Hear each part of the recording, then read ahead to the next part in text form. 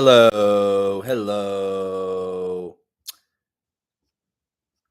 Pretty sure we got sound, and I'm pretty sure that I figured out the problem. So my apologies, guys. We're in the trial and error stage of the beginnings of this whole YouTube thing with some technical pieces, and the issue is that I was switching between headphones and using my main computer speakers to put the headphones in. Then I'm like, nah, like I don't want to do that, and switch to the computer. And then at that point, it wasn't able to read the audio. So I got to stick with my choice, either headphones or not headphones right off the hop. So appreciate you guys bearing with me, and amazing. And thank God I have a YouTube manager that can handle these technical issues that I have zero fucking idea about. So I'm really grateful for that. So amazing, everybody. Thank you for coming here for the YouTube Live, Monday, August 5th. What is it? 12:15 Pacific Standard Time. If you guys are coming from, if you're in here watching, I would love to hear where you guys are coming in from in the world. If you're watching this live or on the replay, would just love to hear where in the world that you're coming in from to view this. I'm so grateful for you guys being here and tuning in. Like I've mentioned before, I'm going to be doing these 2 times a week, Mondays and Fridays, 12 p.m. Pacific Standard Time. So you can come to the space, and we're going to kind of jam on some different topics. And as we kind of build this up, I definitely want to get more and more interaction in the comment section, but we got to start somewhere, guys. So I'm going to speak into the great wide open for right now. Honey, we have sound. So happy to hear we have sound. It's working. I definitely know the issue now moving forward. So, okay, guys. So let's get on with the program here. Hudson Valley, gang. There we go. Some New York State. How far away is Hudson Valley from New York City?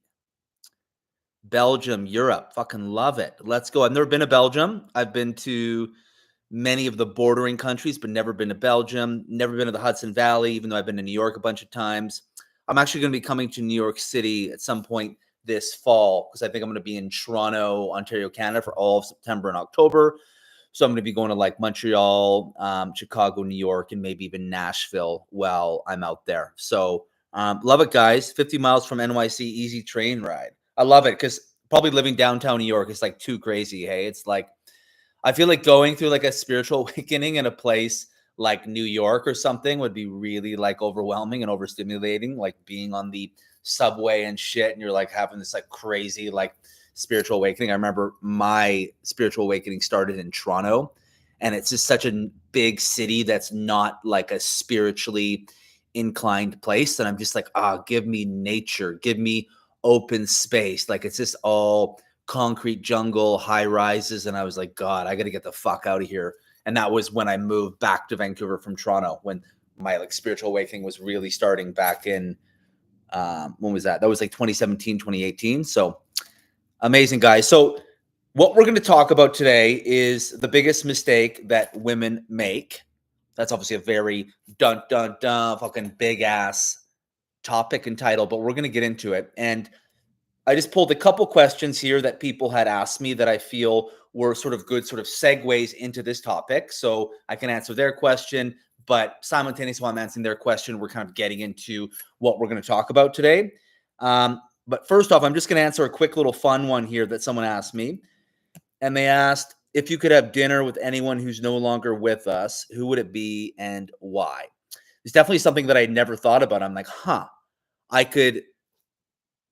Oh, you listened to my IG post? Yes, love it. I feel like this would be such an easy question for people that are alive, but I'll just go with what immediately came to me, and probably some combination of Hunter S. Thompson, Ernest Hemingway, or Charles Bukowski.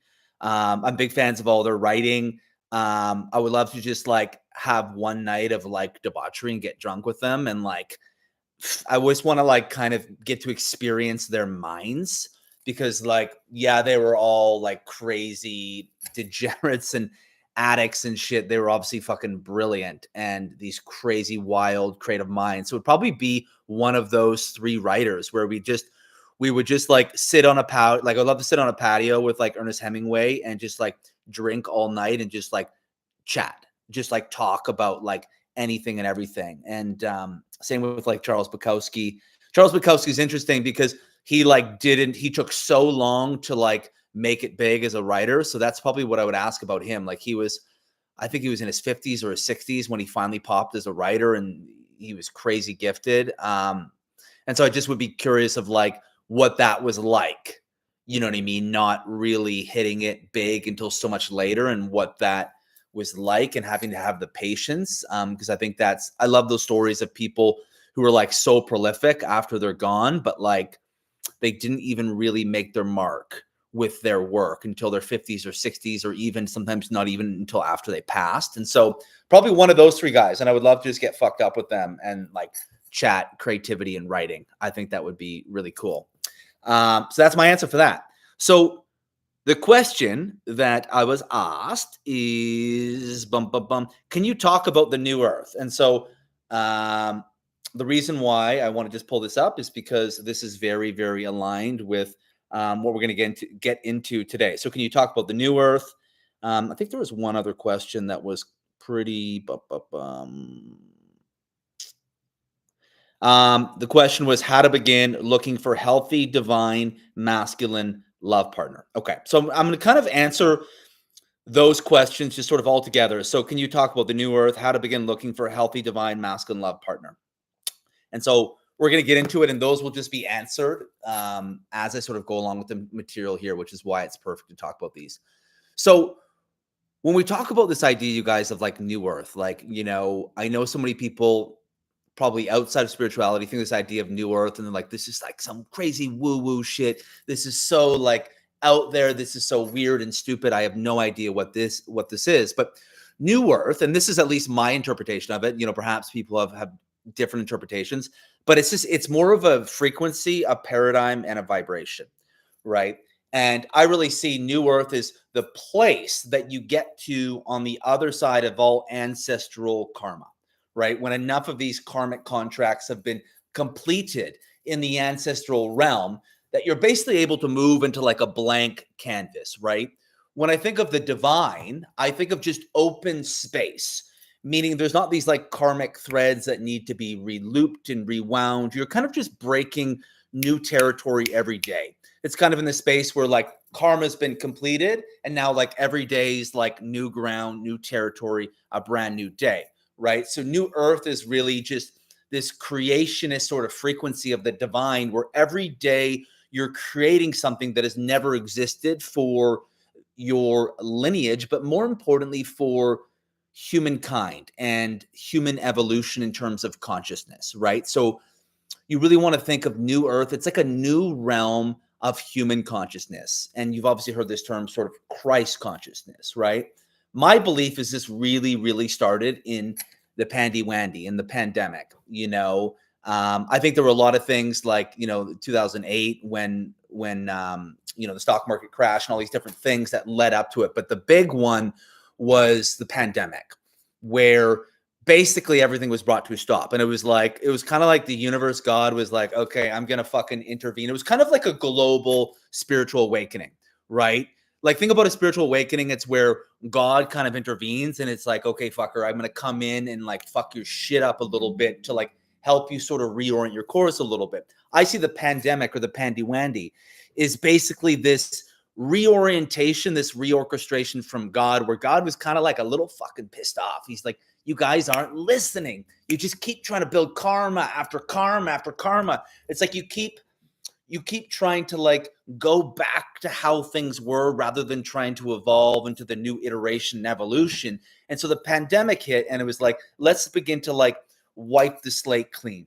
And that's why everyone during the pandemic like went through these crazy timeline jumps, where everyone on the planet was going through these crazy timeline jumps and timeline shifts, but the vast majority of people like didn't have any of the tools to handle it, or they weren't at a certain level of their evolution, of their soul's evolution in their body, that they could really kind of work with it, right? So maybe what it felt like for some people is they were feeling like a little bit weird, a little bit off. You know what I mean? There's so many couples that broke up.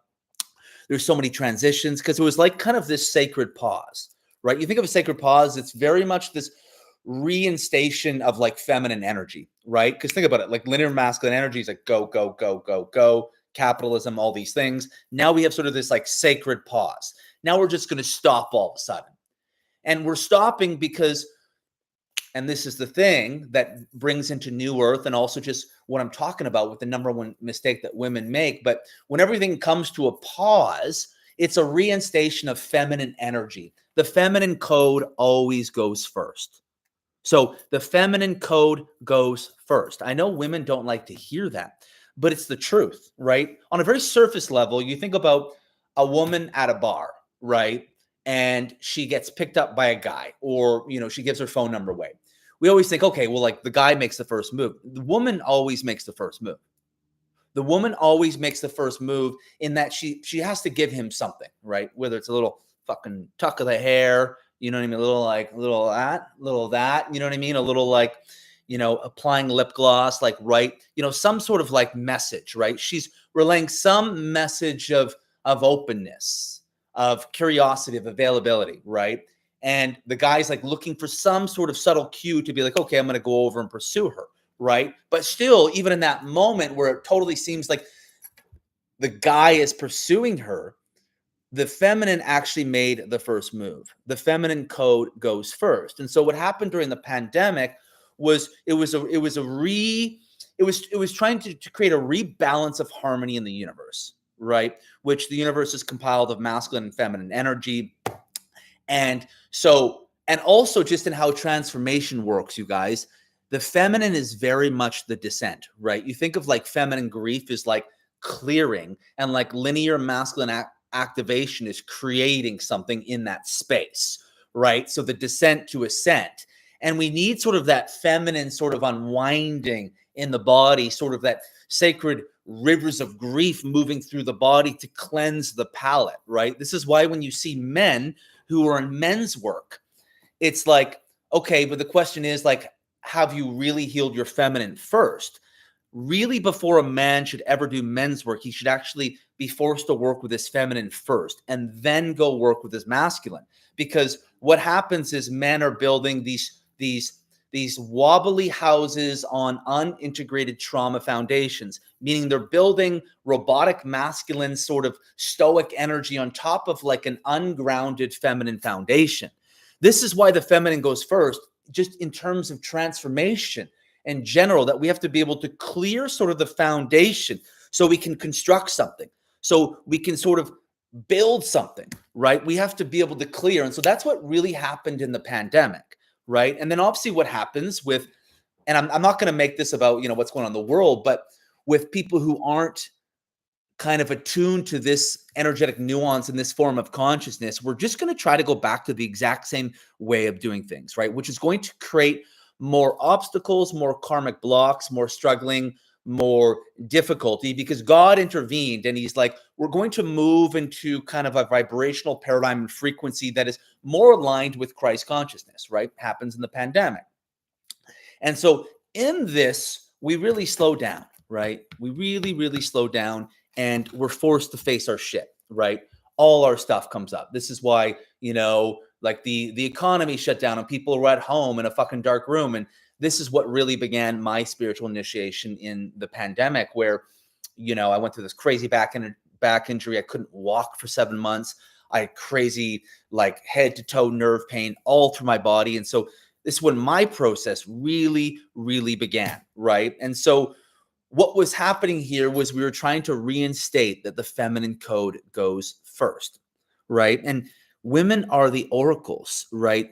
Your bodies are biologically connected to the cosmos and the stardust in a way just that a man's body never will. But what's happened here, right? And for example, like I do a lot of work in the ancient sort of quantum realm. And so often what you find in sort of the ancestral realm and people's bodies, that the oracle has been stifled. The oracle has been squashed, been contracted, been contained. Because if you just look at just women's rights through history, that, this very contracted sort of masculine dominated paradigm that the world has operated in is terrified of feminine liberation. So much of the masculine is terrified of feminine liberation, right? Because like, what happens if like a woman rises into her power? He's like I won't be able to handle that. I won't be able to contain that. And so many men, and this is like a real collective thing too, are terrified of like what happens when the feminine oracles become liberated, right? But also the inverse of this is that the feminines themselves, the collective feminine is terrified to come into their oracle gifts and powers, right? Terrified of what happens when I fully move into how much I'm capable of feeling, right?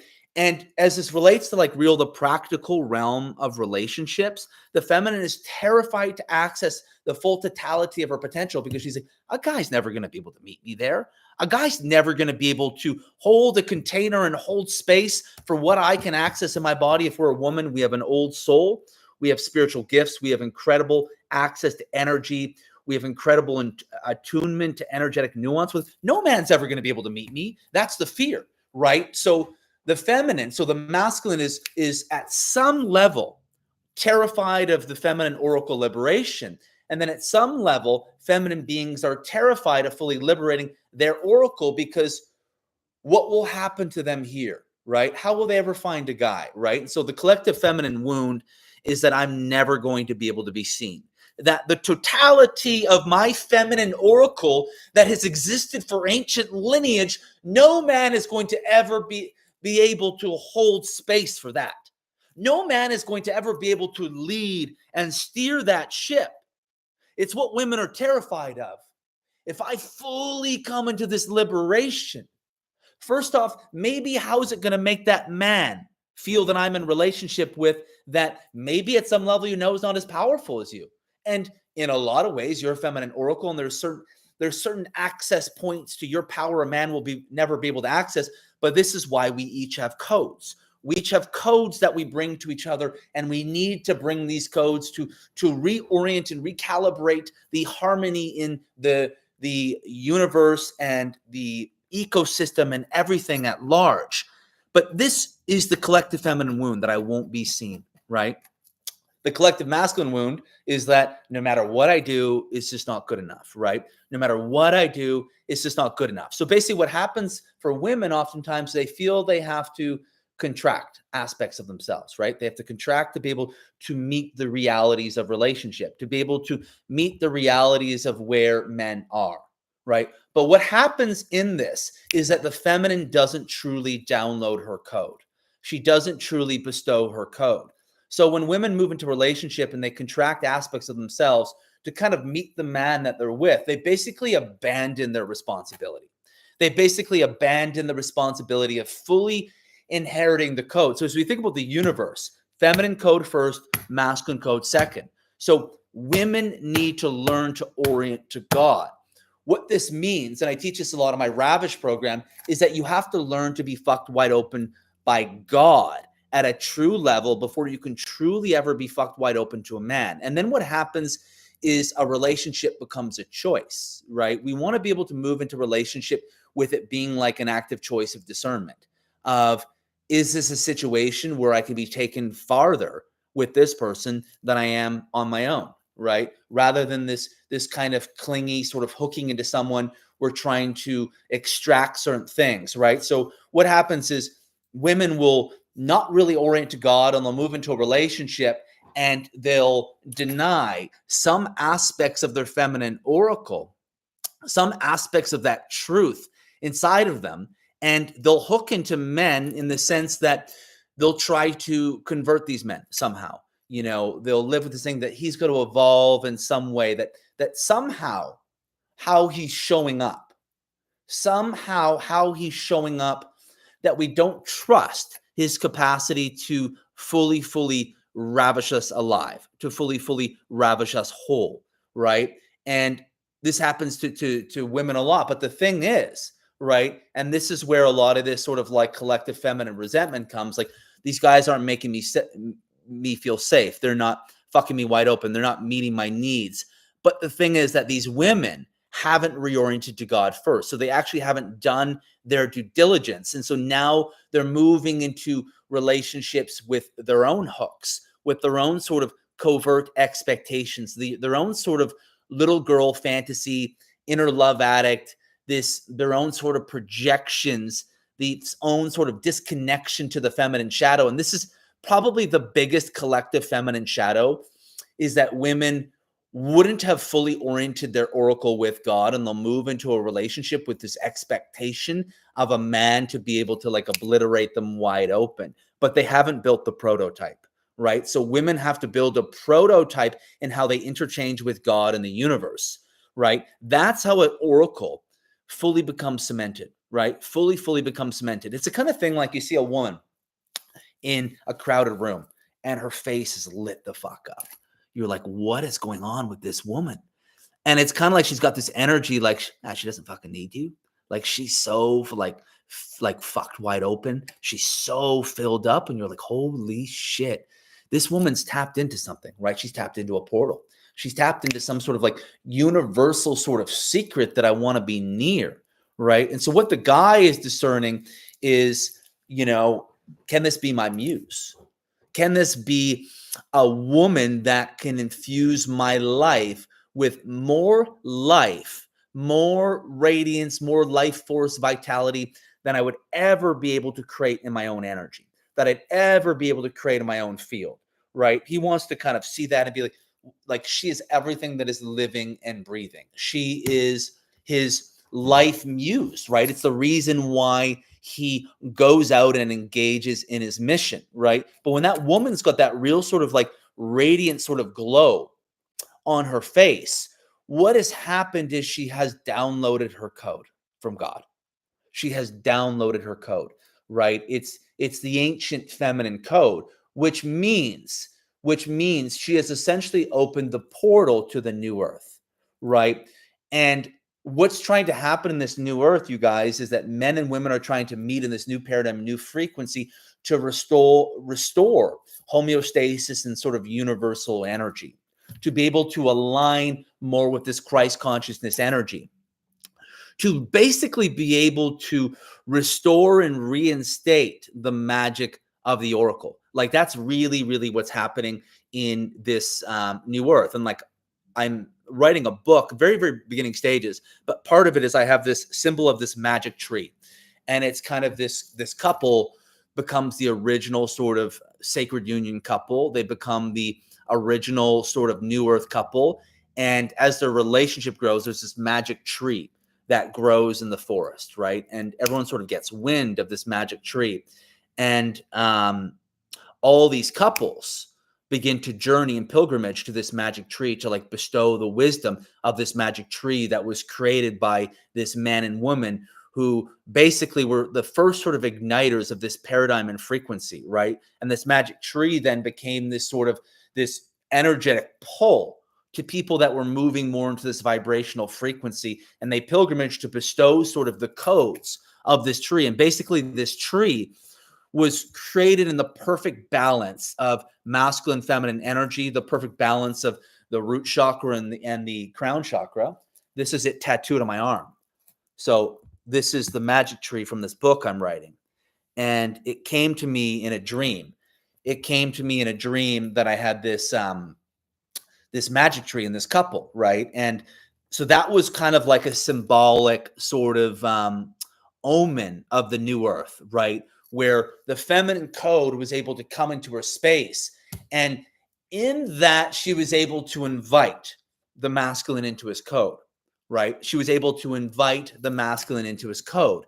That her in that space where she was fully radiant, glowing in sort of the light of God, that he was able to, there's more space here than I've ever experienced. There's more space than I've ever known. Kind of like that whole like Will Ferrell and John C. Reilly in Step Brothers. There's so much room for activities. Oh my God, they can do push-ups, can do cartwheels. There's so many room for activities. Like that's what men are looking for. That's the number one thing a man wants, you guys, is space. He wants to like feel your body in their space. And so what happens, what turns men off is when women feel in control, which really means their system's kind of out here, right? They're trying to control things rather than being right back here, right? Right back here energetically. When a woman's right back here energetically, what it means is that she has moved into more of a reciprocal relationship with God and Source. She has moved into more of a reciprocal relationship with God and Source. She doesn't need to control out here because she's already engaged in this vibrational truth relationship at the bottom floor with Source, where she keeps receiving blessings from God and she keeps pouring out her radiant light as her offering, as her infusion of life force energy into the universe. So she's engaged in this very fulfilling reciprocal relationship with Source. And so what a man feels here is he feels a lot of space. He feels a lot of space. And now what this woman has is she has a prototype for discernment. She can, how does this energy with this ultimate provision and provider, how does it make me feel as I relate to this man here on earth, right? But the problem is, again, most women have not created the prototype. So now what happens is they hold and they continue to bring the collective feminine shadow. The collective feminine shadow, what it really looks like is just deep-seated resentment. Deep-seated resentment, of women not being seen by the masculine, not being heard, not being fully claimed, not being fully chosen. But the way that women heal this collective shadow is they reorient their system to God. They reorient their system to God. And what happens here is your container changes, right? Your container changes. Because as I talked about on my Instagram post, one of the most common things that the ways that women will deal with the collective wound of not being seen and heard is they move too much into a man's space. And they move too much into a space because they don't trust him. They feel they have to. They feel they have to convert being chosen. It's the same thing as being with someone and being like, I like where they are now, but where I see them potentially in 5 years, I like a lot more. And so I'm going to be with them on an account of what I see in 5 years, not what's in front of me right now. And that's an awfully unfair way to relate with someone, right? When you're eventually, you're just seeing them as sort of this project. You're seeing them for this potential because the feminine has come too much into the space. She's moved too much into a space. And this is what ignites the collective masculine wound that no matter what he does, it's not enough, right? He feels as she moves into a space that she doesn't trust him, And a lot of times what happened at the beginning of this, and I'll say that a lot of the reason why relationships don't work is because people chose the wrong people to begin with, right? Because the way that we vetted from was not from our power. And so we kind of move into these relationships that were created in a certain sort of template. And one thing that I've learned is that relationships don't change or stray very far from the way they started, right? Unless you have a full severing and a full breakup to fully grieve each other, let go, and then re-meet each other in new time and space. But whatever we create usually kind of stays more or less as that dynamic. It doesn't move too far from that space. So the biggest relationship problem is actually who we discern and choose to begin with, right? And that's a lot of where this place comes from, where we're moving over into this space because we don't trust men at some level. We don't trust a man's capacity to guide and lead the feminine oracle. And also, first off, there are ways the feminine oracle will never be able to be led by a man. Never be, because you're going to be able to tune into energetic nuances in your body, in the relationship, all around you. Like think about a woman is like, oh, the energy's different. And the guy's like, what are you talking about? She's like, oh, the energy changed again. You know what I mean? It's like the feminine is like, and for example, if you say you get like a feminine oracle who comes from like a lot of trauma, then it's like this hyper vigilance of like noticing every little nook and cranny in every little energetic nuance, right? And that's part of the oracle's gift, is to be so attuned to energy at a level that no guy will ever be able to, right? No guy, just because of his biological wiring, will ever be able to be attuned to energy at that level and that frequency, right? So there's certain ways that the feminine oracle is never going to be able to be led by a man. But she has to be able to give him the space. And most women are terrified to give a guy that space.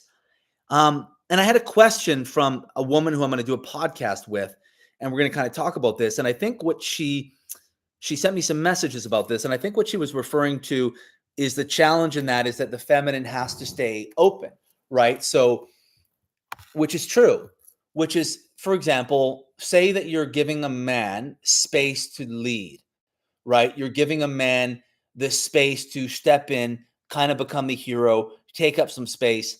That as a feminine being, how do you, because as a feminine being, you guys, you have to confront your fear, right?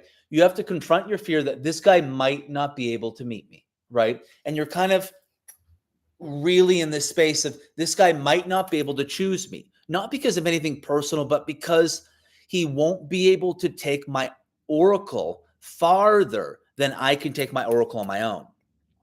And the problem with so many powerful feminine oracles is that they often stay in relationships where that is not the case, where they're in a relationship where that partner can't take them deeper and farther than their oracle can. And this is a lot where sort of this desire for safety, stability, and comfort plays louder than the oracle's yearning. And I would say this is one of the biggest things that happens, that women just aren't on their own able to liberate themselves. And when a woman isn't able to liberate herself on her own, she's going to look for qualities like stability, security, comfort, something that works, something that feels really, really safe. And you understand why, but what's happening is the discernment is coming from like an unliberated feminine body, right? An unliberated feminine body. And then if any point she wanted to like be liberated within that relationship, the relationship probably wouldn't work. The relationship probably would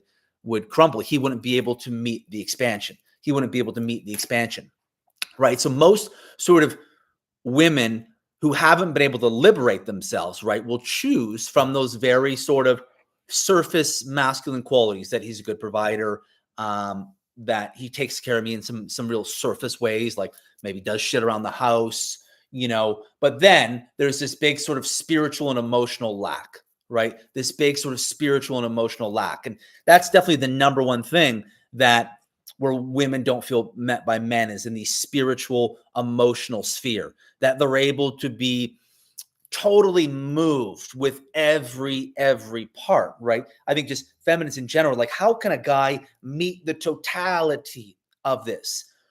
So it's like a woman goes first and she discerns from this place, but she actually moves into a different paradigm and frequency where what she sees in the world is completely different. The men that will be in your space are completely different. The men are coming. The men are coming, right? The men are coming. The men are following into their code, right? The way a man comes into his code is he has to die in his feminine first. A man has to die through his feminine to then come into his masculine. This is why when you see men, for example, say a man is like, he makes good money, but you're like, you don't really ever see him getting to his potential. And maybe he's this incredibly hard worker and has built up this sort of great business, but he's not operating in his genius zone, right? He's not doing what he's naturally, innately good at. And I see this all the time with men where they haven't really gone through this sort of discovery phase to really figure out what lights their soul on fire. They immediately just go into linear masculine, right? And so when you think of like the new earth, of what the masculine feels like on the new earth, it feels like a man who dies in his feminine. So for example, kind of like when the prophets would go for walks in their desert, out in the desert, they were kind of, going to walk with God, right? They were going to walk with God. Essentially what that was actually doing is they were dying through their feminine. They were dying through their feminine, right? That's why they disappeared. They went on sort of this journey. It was masculine and feminine, but the energetics of it was sort of like a descent. It was like a surrender, right? It was like a submission to God, a submission to source.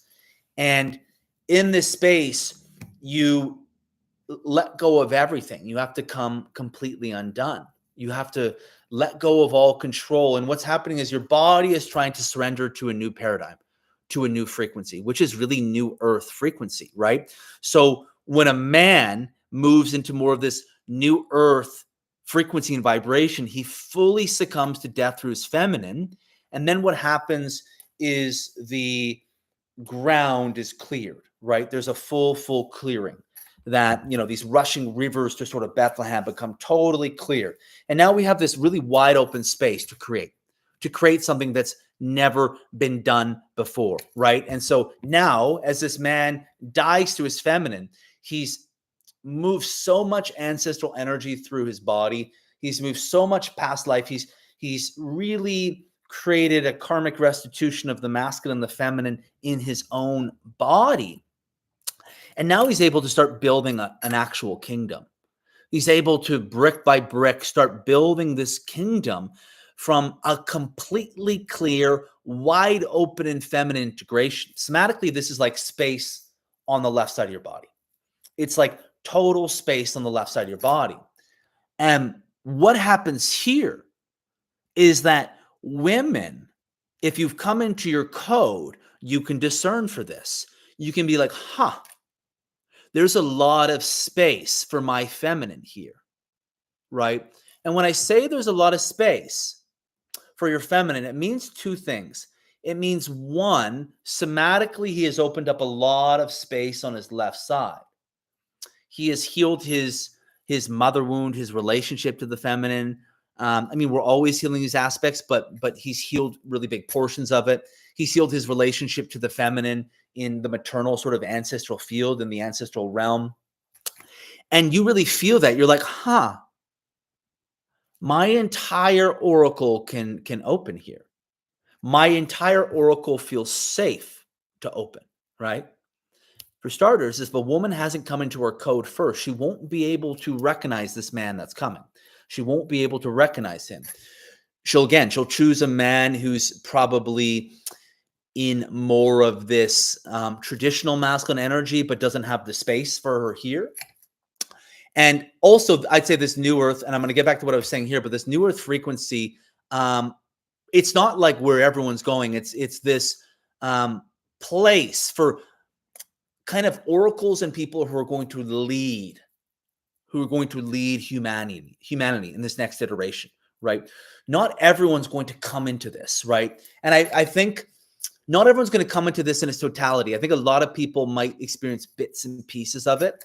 It's like where you see people online, they're talking about sacred union, and it's like, they're probably not at the sacred union of this level that I'm talking about, but they're in some variation of sacred union of some at some energetic cycle of what I'm talking about, right? And I think that's most important, that we're all going to come in different iterations of this if we're a really spiritual person who's meant to come awake.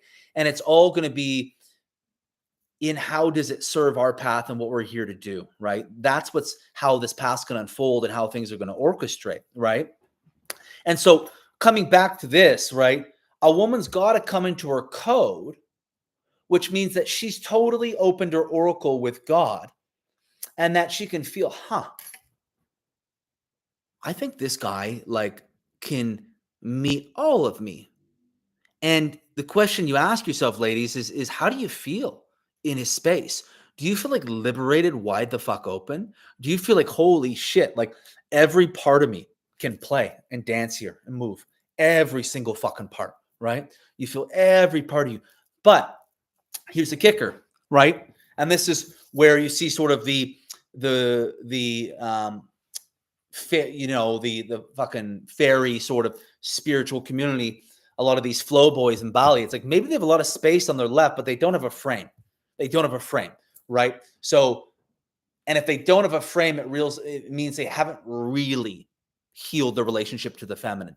When a man doesn't move through his feminine and then create a frame, what it means is that his feminine healing got stuck in translation. It means that he wasn't really, for example, I have this other funny idea, wacky idea, where it's like all these guys with go to Bali to heal the mother wound, but they're sucking from the mother tit. You know what I mean? And they're basically sucking from the mother tit, and they stay in Bali. They get sucked into this mother tit because they're not able to actually heal their relationship with the feminine. Like they get stuck in the cycles and karma of this sort of wounded, fragmented relationship with the feminine. So they're perpetually sucking from, Mama Bali's tit, just coming back for that mama milk, baby, that big, thick girl milk, get that thick fucking, milk. But they keep coming back from it and they keep cycling because Bali, I'm going on a tangent here, but Bali will spit you out when you have the feminine code that you came for. When you got the feminine code that you needed to heal an aspect of your relationship to the feminine and sort of the universal sort of mother energy, right? You'll get spit out. And so this guy, he's not like a fucking flow boy in Bali, but he's got a frame here. You can feel the linear. You can feel the brick by brick linear. You can feel his container. You can feel his boundaries. He's got this energy. Don't fuck with me. This gang energy. He's really connected to his anger in a healthy way. And so you feel a frame at the same time, right? This is what the masculine feels like in the new earth, right? This is what the masculine feels like in the new earth. But a feminine has to surrender and submit to God.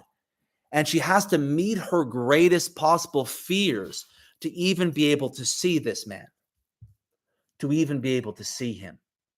If she doesn't, and it requires a woman to take a leap in the scariest part of her life, to take a big leap into the unknown. I don't know what's going to happen. I take that leap and I fully surrender and I fully submit to God, to the provision of God that I'm always going to be taken care of. And I trust in the orchestration of this path and where I'm being led down. And I trust it completely. In doing that, now what happens is karma moves to divine, fear moves to freedom, right? And compression of space moves to wide open space. Now, the unknown, which was previously a really dark space, becomes this really magical space. We're like, huh. And what happens is we trust our capacity to create here, right? We trust our capacity to create in this wide open space. It's kind of like, if I could use a image, it's kind of like you're a woman and you're at the top of the mountaintop, or you're at the top of a lighthouse and you can see the horizon. Means you have this sort of like oracle bird's eye view of sort of the field in front of you, right? Where you can kind of discern. And you got all these fucking masculine zombies coming towards you, and you're like, all these masculine zombies are coming towards you. You're like, where are the integrated fuckers? Where are these integrated? It's like, this guy can't feel his cock. This guy's too in his heart. This guy, I can't read the emotions on his face. And you kind of get to see who's coming. Right? The masculine code is coming second, right? Again, the feminine code is clearing, right? Clearing the space. The masculine code is building something linear in the space.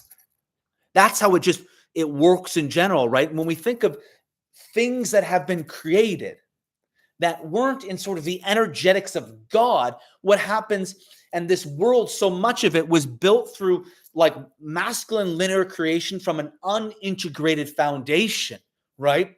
So the feminine hadn't been cleared spiritually, right? In order to build that thing. And so now it's where we create things like the patriarchy, right? We create things like, capitalism that's not maybe even honoring the feminine cycle. We create just these corrupt forms that are moving us away from the divine. When what we need to evolve spiritually is there's got to be a clearing in the space to then build something tangible in the space. And so a man that's really leading the new earth, he has cleared his feminine space and his feminine frame to create something that works in the full inclusion of both energetic properties, of things that are honoring the feminine oracle, but also creating a space for that magic to exist, creating a structure for that magic to exist. This is what's going to restore the homeostasis in humanity. This is why I'm not really a big fan of men's work. Because majority of the time that shit's not trauma informed, and you're trying to create linear structure on top of so much unmet trauma. Because most of these men's work, they don't don't know how to work with trauma. They think working with energy, oh, like that's not masculine. So they're creating this fucking juvenile form of masculinity where all we do is challenge each other and be direct, and you're not like in your power. And it's like, that's fucking not it, man. That's such a juvenile version of masculinity. Because what the mature masculine comes when he dies through his feminine first. When he dies through his feminine. And in this space, right, when a woman fully comes into her own sovereignty with God, when she's like, God, I trust your provision, no matter what. And she actually has to ask herself this question, am I willing to be alone if I'm not going to be met? Right? So she's basically like, I'm going to stay here, just getting fucked wide open by God, ravished wide open by God, until a man comes along who can take me deeper than I can take myself. All right? But most women aren't willing to take that step. They aren't willing to claim their oracle because they're afraid of their oracle. And they choose men who are afraid of that power to some degree within them. So it becomes this cycle. Now what creates is this collective wound of resentment. Fuck men. My man can't meet me and see me. And so women have to take accountability for how are they answering that question? Am I really willing to be alone for someone who can't take me deeper than I can take myself? Or are the elements of stability, security, of trying to convert someone still becoming so strong? You know, because if you think about it, ladies, when you're in this space where you're oriented with God, now what happens is you can see a man. You can actually see him. You're not with them for one day, someday. You're seeing him clearly. I see you. I see you. And I trust you to come into this space. I trust you to come here and take up space. And now the submission to him becomes an active choice of discernment, an active choice of wanting to go deeper spiritually. But what happens is we choose these relationships on account of desperately desiring a spiritual experience in some sense, rather than engaging with this as an active choice of discernment of how can I go a little bit deeper spiritually? How can I move into this holy rapture and communion of God at a deeper level than I've ever experienced? And at the crux of this, what's really going to shift this is men coming into their gifts and their powers, men dying through their feminine first, coming into kingdom creation through a feminine death. What that really means is descent to ascent. And it's going to require women to reorient the relationship with the unknown, to move into the psychic vibration of the womb and the ancient oracle in that space. To be able, I am going to move into the totality of my feminine radiance while facing the fear that maybe a man won't be able to meet me. But the truth is, when you face that fear, that's where abundance begins. That's where abundance begins. When you consciously make that exchange, with God, that say, I am willing to surrender to you fully, even if I won't be met. In that death, the fear and the terror purges from your body. All of a sudden, the crown starts to burst open, and you're moving into this level of abundance where all you see is magic. All you see is magic. You don't see anything else but magic. And you get to see him. And he knows he's being seen. And she's like, I'm going to surrender to your leadership, to your guidance. She's like, I'm going to lead you in certain ways. And he's receptive to her, right? So when a man hasn't died through his feminine first, he can't liberate the feminine oracle because he's terrified of her. He's terrified of what happens when a woman is in this ancient fucking power, because he's playing through a codependent dynamic that she won't need me, that his ego won't be riled up in the certain ways that she won't need me. That's why men who haven't died through their feminine are terrified. They're holding the masculine flame through some ounce of ego, right? They're too afraid to die there to liberate her. Because now what happens is you move into this space, and in many ways, this woman doesn't need you in the same way. The same way your little fucking fragile masculine ego sort of held on to. And energetically, what's happening now is you're both moving into your own collective spaces, right? You're not bleeding and merging and energetically invading each other's boundaries. And now in this space, a man is forced to feel himself. He can rise or he can fall.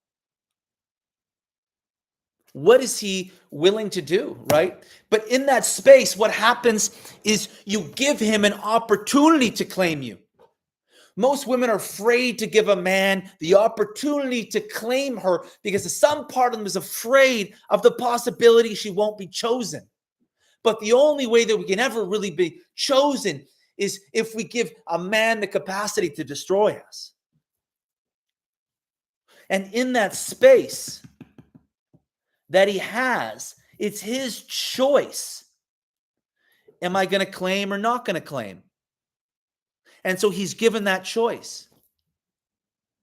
Men, what lights a man up when he can fucking feel himself? He's like, whew, baby, I feel myself.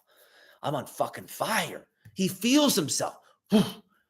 And now what happens is he moves in his life. He's like this, that, no, yes, I'm doing this. I'm building this. He's clear. He's fucking decisive. And even how he relates to women, right? This is why men, when they're so suppressed, it's because they have a big compression of feminine energy in their space. Their masculine spirit's not free to roll, to enliven. There's a left side compression. So when he dies to his feminine, he opens the space. He frees his masculine spirit. He builds a kingdom. And now the energetics move into sacred union with the feminine, where she can discern, can my oracle fully blossom here? And does he also have a frame to hold it? And you're in this glowing space. This is where you magnetize, motherfuckers. This is where you're not fucking messaging the guys first. You're magnetizing as an oracle. You're lit the fuck up. You're glowing. You're on fire. Men are drawn to you like that magic tree in that book I'm writing. They feel it. Men feel it everywhere that this woman's got a secret. What he's discerning, what you're discerning is, can this man open me more than I can open myself? What he's discerning is, can this woman enliven the life force and sacred spirit of my mission more than I can on my own? That's the question he's asking himself. And so, in that space, he has a choice to claim and you have a choice to surrender. The problem is with these dynamics is that we don't usually give ourselves the choice because we're afraid. And so as women, you have to move and take that step to face your deepest fear of moving into that total oracle, which means that I am not going to contract any part of my radiance, any part of my feminine enlivenment. And what happens here is we think we're never ever going to find a man. That's the fear. But what happens is you actually are opening up to a new paradigm of man by doing this. This is where the men can see you, but when you're trapped in the fear, you can't magnetize. You can't magnetize. Men are magnetized by the enlivenment and the glowing radiance of a feminine's oracle. And when you're trapped in fear, when you're choosing stability, security, and you're trapped in those sort of loops that your radiance has got a parking brake, you can't be in the totality of your feminine gifts. Men are discerning that. Men are feeling that. Like I feel she's moving too much in this space, right? I can feel that in a woman. When there's that little girl that's there and she hasn't moved into this full declaration of her feminine radiance, of fully claiming the space. Because that's where a man has space to claim. And he could make a choice in that space. And that's where he begins to feel himself. But women are terrified to create that separation in that space, right? They're so used to coming here because they're trying so hard to be seen. The way we actually heal this is not by trying to convert, overcome. That's karma. That's karma. That's the old paradigm. That's the old paradigm. The way we overcome it is letting go, granting the space to exist, moving into the provision of God and making a declaration that I'm going to move into the totality of my radiance, the totality of my feminine oracle. And I'm going to discern which man can meet me here right now. Not someday, one day. What man can meet me here right now? And what you're looking for is a man who has died through his feminine and has begun to birth a kingdom through that death. That's what you call the spiritual warrior. That's a man who has a mission with God. That's a man who's been anointed. That is the divine masculine who is at the front of leading the charge of the new earth and holding the divine masculine code. Then when these two move in orbit, you exchange codes together and move into this cosmic upward ascending swirl of the divine. You take him deeper on his sacred mission than he ever could on his own. And he opens you deeper than you ever could on your own. This is the man who has the capacity to meet you spiritually. The man who has had to die viscerally in the body through his feminine to birth and know the totality of his masculine energetic power. When men don't die through their feminine, you guys, what happens is a man never really experiences how powerful his masculine energy is capable of being. It's like, imagine this big well. If he doesn't die through the feminine, he's only accessing this much. But through the feminine death, he's like beginning to excavate, access more and more. And then what happens when a man really comes alive? It's like a spewing up water everywhere of masculine creation, of masculine liberation, of masculine power, because he's accessed the totality of the well. The well has been fully accessed. What it really means is that energetically, he's fully recalibrating his energetic cock. Every single aspect of himself. And that's how you discern a man that's moving into the new earth. That's moving into the new earth. And these men are coming. But ladies, they're only going to come if you make the first move. And when you make the first move, it means you orienting to God. You making this declaration that I'm going to come into my full radiance power, and I'm not going to contract any single fucking aspect of it. And I'm going to see things clearly for what they are. And I'm going to allow the path of the oracle to be unveiled, and I'm going to see things fucking clearly. Not one day, someday, not expectations or projections. I'm going to see clearly when the third eye opens. And then you choose, you have a level of discernment. There's a level of practicality in that discernment.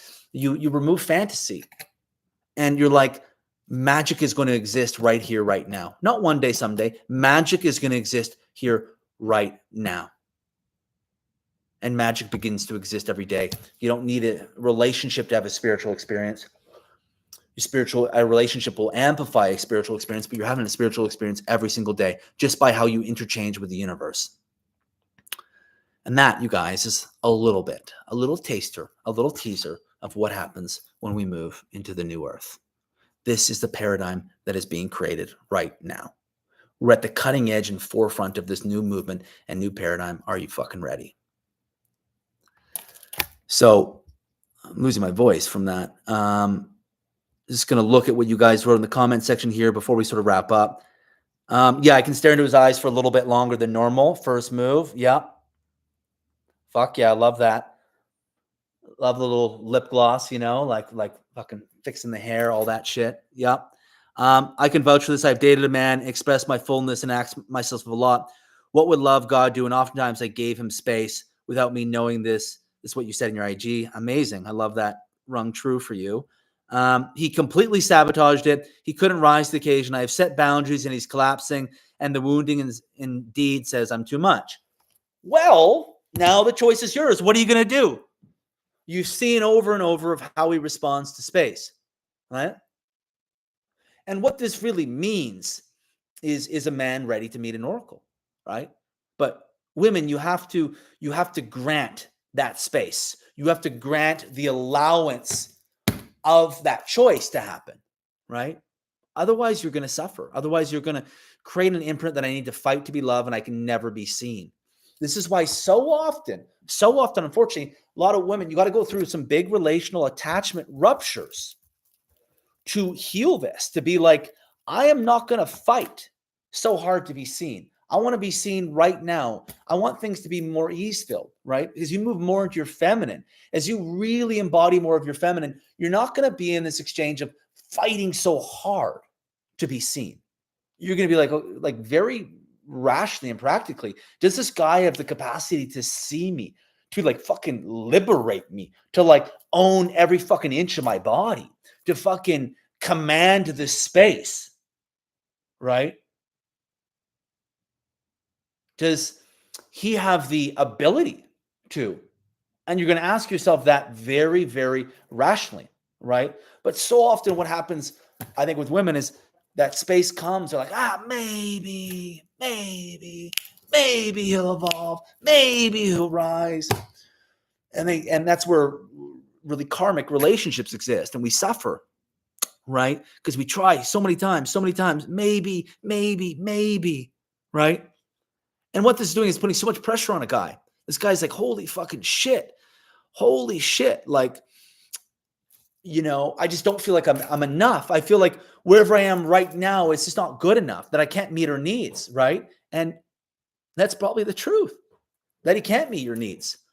What am I going to do? Nothing, as it's taking all my capacity to do nothing. I'm not chasing, man, meeting an edge to stick to my boundaries. Honestly, I want to break this habitual karma. So when you break that habitual karma, you break that by being like, okay, what is really, really the truth right here, right? What is really, really the truth right here? Can this person meet me? Like, if I really just ask myself that really, really hard question. And here's the thing too, is like, as you allow space, right? Again, this is where healthy discernment comes from the feminine. How you watch how he moves and operates in that space. Just what that means. What that means is he's not feeling a codependent version of you. He's not feeling you through the collective feminine wound. He's not feeling you invade his space, right? So in a way, his little boy might throw a tantrum, right? His little boy might be like, she's not doing the same thing, right? And that's where a guy's worthiness is going to come up. He's like, am I worthy? Am I worthy in this space? Am I worthy to rise? Am I worthy of her, right? Am I worthy of being with a woman who's this sovereign? Or am I worthy of being with a woman who's this much in her power, right? And so that's where you really have to watch how he moves through space. And this is where the dance of polarity happens. And the feminine has to be very, very discerning, right? Very, very discerning. Robin W. When I step back and give him space, my heart opens. Yeah. So think about it. Like, when you step back and a man feels space, he's going to feel more of his cock. He's going to feel like, I can feel more of me energetically because the feminine's not here, right? So when a man has a lot of feminine compression, what it means is the energetics of his mom and his maternal ancestors are crowding his genitals. That's literally what it means. That he's crowding my genitals, that it's overstepping into my space and it's crowding my genitals. When you open here, he's like, I can feel myself. And now your heart opens because you've taken your container back and you move back into your yearning and your longing, right? So you'll be able to feel yourself too, right? I can feel my desire. I can feel my want. And as a woman, you have to be able to stay open and to feel your yearning, to feel the desire of how you want to be filled by a man in this space, of how you want a man to fill this space. And you open to it and you allow yourself the possibility that he won't be able to meet you. But as you take this back, you take your space back, you take back your sovereignty, now you're no longer in your shadow. And you're able to be in your heart, right? You're actually finally now, as a woman, opening yourself up to receive, to be receptive. But when you're constantly overstepping energetically in the space, you're actually doing it to ensure you don't have to receive. So your heart is opening because you're moving more into the energetics of receptivity of the universe and to him, and allowing whatever's going to come into the space. That's how it works. Oh my God, I dated a guy who leads men's circles. The way his ego collapsed around me. Yeah. So ladies, it's very much like one of the big questions you want to ask yourself is, can this man liberate my feminine oracle? And with men who are like too linear, too like dense men's worky, they're not going to be able to liberate the feminine oracle because their masculine energy is kind of like on fragile ground, meaning there's not like a well of like feminine unwinding that's happened in his system. He's like on this very like fragile ground and territory. This is where you find men who are like, men always have to lead. And they're like, it almost feels really archaic in how they view relationships. And they're talking about like traditional relationships, right? Sacred. So what happened was we created relationships that were more like even, right? Which brought out all the polarity. You know, we had traditional relationships and we're like, let's make relationships more even, meaning more balanced, which maybe, you know, helps the feminists and the feminists who are usually masculine women. But it took out all the sexual polarity. And then what happened is we're like, okay, now what's coming big is traditional relationships coming back. Like, I just want to be a mom and housewife. And sacred union is even a more expanded version. It's like the spiritual holy grail of relationships is sacred union. And that's basically more like a relational dance, right? And the traditional sort of dynamic, that's more surface, but sacred union is more what's happening in the spiritual and energetic realm, because whatever happens on the surface, like that can be negotiated, but the sacred union realm is very much the energetic and spirit realm. And that's kind of like the next tier and layer that we're going into. He can't meet me. He told me he's not good enough for me. He said he wants to see me again when he has his shit together. I didn't answer anymore. Yeah, you got to kick that fucker to the curb. I'm sorry. He's not going to fucking cut it right now. So yeah, you got to have no contact with him and be on your way because he can't meet you. And he's got all his unworthiness shit and he's just looking for a fucking mommy to come soothe him. So you got to kick that fucker to the curb. All guys can lead towards his poverty. All these guys can lead towards his poverty. I said what I said. All guys trying to discern what the fuck that all guys can do is lead to poverty. Well, what is fucking poverty, right? Poverty is fear, right? Poverty is unworthiness, right? Poverty is scarcity. And so when a guy dies through his feminine, he heals through his feminine. So, and ladies, I'll tell you guys a secret. When a guy, there's two things. When a guy struggles financially, and when a guy struggles with self-care, those are two, and he struggles to take care of himself and he struggles to be gentle with himself. That's all mother wound stuff. It's all unworthiness stuff. So he doesn't feel worthy, right? So when a guy really heals his relation with the feminine, he can step into more abundance in terms of his health, in terms of his financial. And I don't mean just making money. I mean making money that feels good to make. I mean making money on like a soul-led mission. I meant the guys who want you to submit, want to lead you, but they can't lead themselves. Yeah, well, that's exactly it. Like, you have to watch how a guy leads himself, how a guy navigates for himself, right? Is he decisive and distinct with how he moves forward? Like, you know, one thing we want to, that's why when you get to know someone, you want to see how do they lead and operate in their life, in their world. You know, I think what happens is we're also desperate for relationships. We don't really ever vet. We don't really discern. We don't like, you know, it's really important in relationships to be like, okay, there's some curiosity here, there's some interest, but I'm going to be very discerning, and I'm just going to take it really, really slow in this space. And that's where you watch how a man governs his reality. That's really important. Stepping back and giving him space. I have to choose to allow pain in. I give him the space to do things that hurt me on his own accord. Then I vet and discern. Yeah, you have to really like observe what happens in the space, right? And again, that really is, and I think the hard part for women here is that you have to allow yourself to be open, and you have to allow yourself to experience, pain, difficult emotions in the space, right? But also it's really, really important to, well, here's one thing. A guy's not going to be able to meet you all the time. A guy's not going to be able to meet all of your needs, right? And so there is that truth that no one is going to be able, like the guy's going to fuck up. He's not going to be able to meet you in every aspect, in every moment. He's not going to be this like totally embodied, godly man. He's going to be a dude at normal times. He's going to make a bonehead sort of move. And so here comes sort of the discernment and trust in yourself to be like, okay, how much of it is I'm just being open and I'm allowing this pain in, and how much of it is that this is a healthy sort of balance, or that this is what I consider love to be, that I consider love to be painful, that I consider love to be hard, that I consider that I have to work so hard to get what I want, usually never really truly experiencing the actual liberation,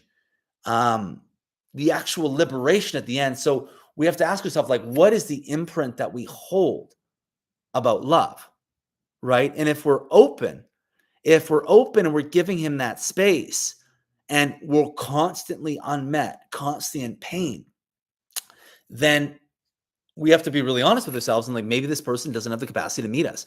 If we're always in pain and we're open and we're surrendered to God and giving him that space, and it could be a timing thing, but we really have to ask ourselves, what is the imprint of love that we hold here, right? Is the imprint of love that we hold that we can never be met, right? And if the imprint of love that we hold is that we can never be met, or that we have to like sacrifice every single part of ourselves to be met, then even being open and allowing the pain in, by continuing to stay there time and time again, we're just repeating the cycle. We're repeating the pattern over and over again. So it's like we have to do our due diligence to show up exactly the best that we can, and then see how the other person responds in that space and be like, is this something that we can work with, or is this not something that we can work with? I need to not be met all the time. It gives me space to remember I can hold myself. Well, for starters, right? Like, it's really, really important that a guy does not, bend and mold every single little thing that you want and need, and that you trust his capacity. And it's important for a man, when he's actually really healed his relationship with the feminine, he's okay to piss the feminine off. He's okay to boundary with the feminine. And so, it's important that you also understand, like, you need a guy who has the ability to disagree with you and to trust his own leadership at times, right? And so again, right, it's this really sort of like healthy, you want a guy who is also going to have the capacity to say, hey, babe, you were totally right. Like, that was my bad. Your oracle was on point there.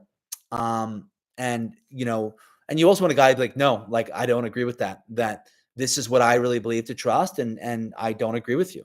And you want both, right? Because it shows a guy is going to be assertive enough to be boundaried with you, right? But it also shows that he's also going to be receptive to you. So I think you want to be able to watch for both things. I need to feel and remember the potential depth of this in order to stay in the right relationship to it. Yeah, well, here's the thing too, is like, the challenging thing, I think, that when it comes to shifting our relationships, we want them to shift right away. And sometimes, for example, let's say it comes to experiencing a relationship and trying to experience a new dynamic within a current relationship. I think the problem is, and this is the hard truth, that most people never really actually let go to allow the new dynamic in. And if we don't really ever truly let go, the new dynamic doesn't have the space to foster, and we move into some calibration of the same dynamic. And so in order to birth a new dynamic, there needs to be a full maturation of a grief process of the old dynamic, because what the old dynamic is about grieving aspects of our own identity that cultivated that dynamic on both sides. Both sides have to grieve the identity, but if we just kind of move a little bit here, then we jump right back in. That's not going to allow the space for a new dynamic to form. We're just going to step back into some variation of the same old shoes, right? Because there's actually a full death cycle that has to happen, a full death cycle, because what we're doing is we're grieving identities that brought us together under these different circumstances. That's why it's like when I always feel about couples who, and I believe that couples can create new versions of their relationship. Couples break up and get back together. I totally believe that's possible. I think it's not easy, but it's totally possible. But what has to happen is there has to be a full cutting, a full complete unwinding, or else you're just going to jump back into the same cycle. Because what happened is you essentially kind of started to come up to that fear a little bit, right? And you have to really actually confront that fear. And I think what happens is and this is most people with anything, we want to confront the fear with one foot in safety, right? Does that relate to anyone? Where we want to meet fear in our life, but we don't want to meet it all the way. Like we want to be able to like half-ass a little bit. We want to be like, okay, I'm going to keep one foot on land and put this other foot in the ocean. And we want to be able to transform that way, right? We want to be able to transform that. We're like, well, maybe I can. Essentially what we're trying to do is we're trying to liberate to God while like actually being 50% in total comfort. And yeah, we don't want to totally let go because again, we're coming up to that fear, right? We're coming up to that fear. And when we fully let go, there's a full death of an identity, right? We're trying to grieve that identity. We're trying to grieve identities of ancestral patterns and karmic patterns that women in the lineage have endured that they can't be met by men. And we fully have to confront that fear. And oftentimes, really, right, really when it comes to like sacred union, we have to go through an experience where we really feel the world on our own. And we really feel the universe on our own in our relationship to spirit and God. And it's really, really important that we learn to walk with that provision through a period of time to then now how we discern the relationship is totally different, right? But the problem is, and why people continue to suffer is because we usually only go 50%, right? We don't really fully let go, right? We don't fully let go. We hold on to old friends that we don't connect with anymore because it's safe and it's comfortable. We hold on to aspects of our identity. We hold on to relationships. We hold on to habits, right? Because we're afraid if I went all the fucking way, like we don't know what we would hold on to. We don't know what we would cling on to. We don't know what we would anchor to. And really what it is it's the divine version of ourselves. It's us totally connected to God and spirit in a totally new vibration iteration. But we're terrified of that. And that's why, guys, we stay stagnant for years and years. That's why when you see people and they're like, I'm so spiritual, I'm an oracle. But then they're like, they've been having the same issues for 10 years. And they're like, oh, I'm just being fucking initiated. I'm just being initiated. It's like, no, you're not. You just haven't fully let go. There's still so much fear in your body and your space, and you haven't fully surrendered and let go to the totality of the process. And so you think you're being initiated, but actually you're just stuck in a pattern that things need to be hard. You're stuck in a pattern of karma that things need to be difficult for you, and you can't heal from that. You can't let go of that pattern. That's why you're still doing ayahuasca ceremonies every fucking weekend, 10 years from now, trying to burn through all this trauma and this pain because you can't actually let go. And that's one of the biggest places where we suffer and we remain stagnant on this spiritual path, is that we're still clinging to shore. We're still holding on to aspects of fear. We're afraid to let go, right? And when you let go, you become liberated, right? You become so fucking free. You become so free. And so the question is to ask us is like, where are we still holding on? right? Where are we still holding on? And the areas that we're holding on are going to be the reasons why we haven't really truly been able to experience what we want to be able to experience, right? When we're someone who's really going down this path, and we're really called down this path, we are not able to fully go into what we really want to feel, like how we want to feel relationally, career, community wise, because we're holding on to something. And so it's like, ask ourselves, like, in this area we feel we're holding on, what would happen if we let go? What would happen if we let go in this one area? Maybe you're holding on to a habit. Maybe you're holding on to a relation. Like, what would happen if you let go? And I bet what you would realize, if you really sat down with it, it would be your freedom and your liberation in a way that you had never experienced before. That you were breaking new ground, probably for your entire family lineage, the entire ancestral realm. If you let go in this one area where you found you're kind of like 30% holding on, 40, 50%, one toe in, one foot in, like, what would happen if you let go in this space? Usually what we feel is like the sky's the limit, right? And this again comes back to what my last live was about, is what we're actually afraid of is our freedom, right? We're afraid of our own freedom. We're afraid of the freedom of others, right?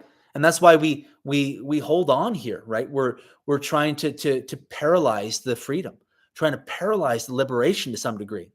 Because when we think about what would happen if we let go, we probably have a clear image that it would be ecstasy, euphoria. Yeah, and there would be so much pain, of course. But think about it. The difference, and I say this a lot between, and this is the last thing I'm going to say because my voice is getting tired, but between suffering and pain, suffering is pain stuck in stagnation, but pain is something's moving. So sometimes we stay in places because we don't want to experience the pain if we move forward. But when we're in that space, when we're holding on to the fear, what's happening is that pain is stuck and unable to move. This is where anxiety comes. This is where depression comes. This is where addiction comes, because we don't actually allow the pain to move. We don't allow the pain to move. And so when we let go in that area that we're terrified, now pain can become alchemized and pain can open and we start to move and freedom comes within us. And now we no longer are afraid of pain, right? We're not afraid of really, really difficult emotions. Really, we can hold them. And we have evidence of, like, when we really open to the scariest pain in our life, we get to liberate in the ways we've always wanted to liberate. We really, really get to open in the ways that we've always wanted to open. And we just learn how this process works. But it requires us going through an experience and kind of creating that imprint of evidence in our body. And so, again, going to leave that with you guys here, that as we move into this idea of, like, how do we claim the feminine oracle? How do we truly orient to God? What it means is, where in our life are we not 100% all in into the letting go, to the full freedom and totality of our oracle and our power? Where are we holding on? Where are we 50%? Where are we 1 foot in, 1 foot out? Where are we only one toe in? And that area right there, that's the portal. That's the portal. That's the portal that's trying to liberate you, right? But again, what we're most afraid of is our liberation, right? Because we fear that if we truly liberate, we're going to be on our own island, that no one will be around, that we'll be all alone, right? No one will be able to meet us relationally. No one will be able to choose us. Yeah, it is super scary. It is super scary because you're going through a death-like experience in the body and system. And that death-like experience in the body is the only way we can really summon the divine. That's the only way when we really, really experience a visceral experience of death. And we actually learn to experience them over and over again. And we really go on the path, we can die and be reborn constantly. And we can alchemize that really, really quickly, right? But the first one is always the hardest. The first one is always the hardest. Okay, everybody. Thank you so much for tuning into this live Monday, August 5th. We went for just short of an hour and a half. I appreciate you all so much for being here. Be sure to like this live, to subscribe to my channel, to tune in on Mondays and Fridays, 12 p.m. Pacific. We're going to be consistent with this moving forward. And so I really appreciate you guys being here with your presence and having some people tuning in. So much love to everyone. Wishing you all a great week ahead, and we'll chat soon. You're so welcome, Robin. And you're welcome, honey. Stick with it. Everything's going to be all good. Okay, everyone, have a great day. Have a great week.